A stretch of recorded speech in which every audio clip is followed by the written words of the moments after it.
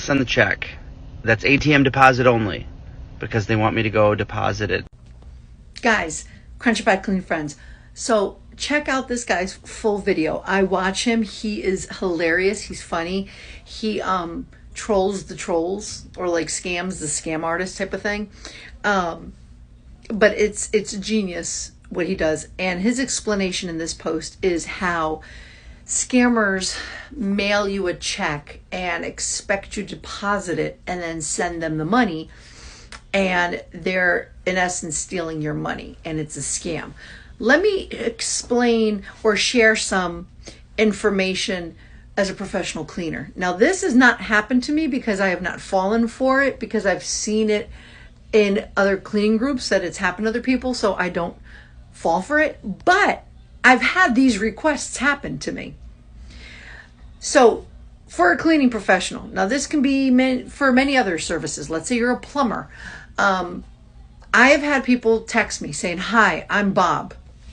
I'm overseas for work. I'm in the military, but I have a home in your area."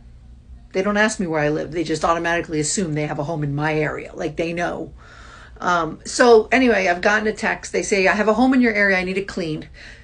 I will give you the address and I will give you a check of $600 to cover the cleaning."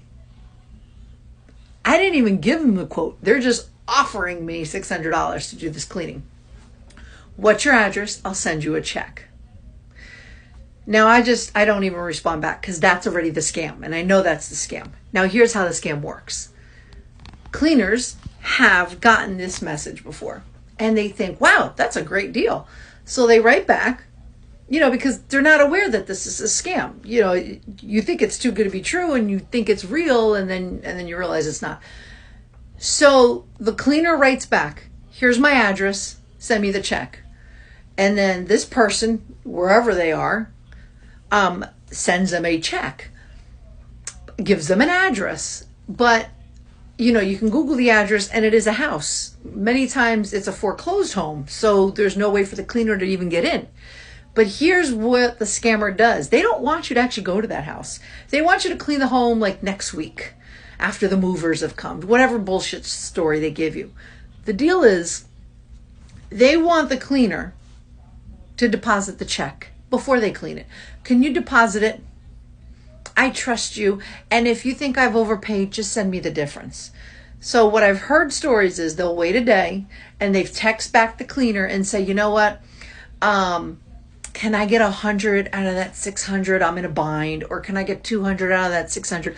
They offer such a high amount for the service that probably wouldn't have been that high to begin with, the amount, let's say, for the work that they wanted done, that the cleaner is kind of like, "Yeah, I'll give you 100, $200 because that's probably more than what I was going to charge you anyway." So now you as the cleaner, you've taken this check now to your bank, right? You've had it withdrawn. Now, if you have the funds in your account, the bank will give you that $600 in cash. You now get $600 in cash, and the scammer's like, "Can you please immediately send it to me? Can you send it to me even before you do the cleaning? I really need it. I'm in a bind, blah, blah, blah." And they make you feel bad about it.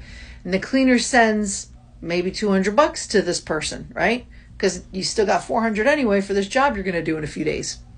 Now the bank takes maybe a day or two to catch on with this check that now bounces because it's not a legit check. Like, it's not, the check that was issued is not either a legit bank, or they don't have the funds, or it's just sketchy, or it's been flagged. It's just not a real check.